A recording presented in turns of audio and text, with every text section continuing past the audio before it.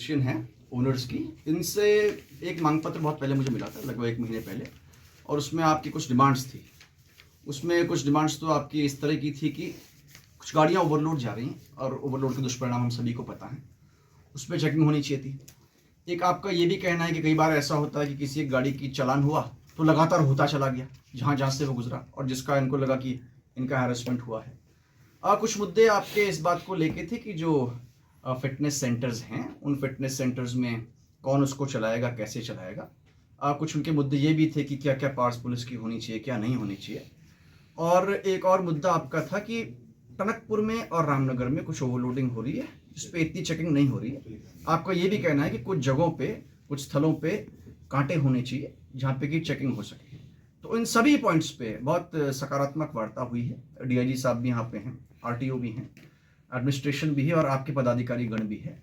और जितने मुद्दे ऐसे थे जो फील्ड लेवल के हैं, हम यहाँ बैठ के कर सकते हैं, जिनका प्रैक्टिकल सोल्यूशन हो सकता है, उन पे कंसेंसस बन गया है, उन पे हम लोग अनुपालन भी शुरू कर देंगे।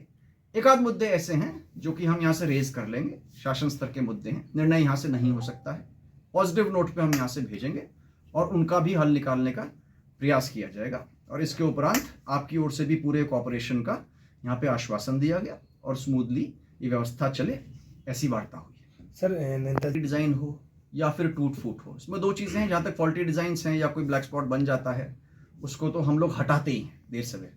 अभी ऐसा कोई ब्लैक स्पॉट नहीं है जिसपे काम ना हुआ हो, टेम्पररी या परमानेंट। कुछ तो परमानेंटली हट गए हैं, कुछ ऐसे हैं जिसमें दीर्घकालिक वर्क्स हैं, नहीं कर सकते तत्काल, और फिर टेम्पररी काम हो गए।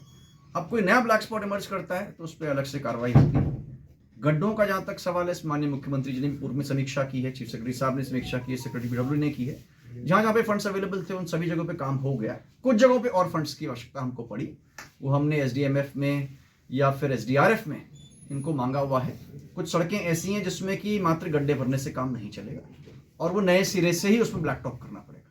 उनके एस्टिमेट्स भी जा चुके हैं। कुछ अभी टेम्परेचर का इशू रहेगा, इस बीच हम शुरू नहीं कर पाएंगे, इन पे भी कार्रवाई हो जाएगी। Thank you. ठीक है।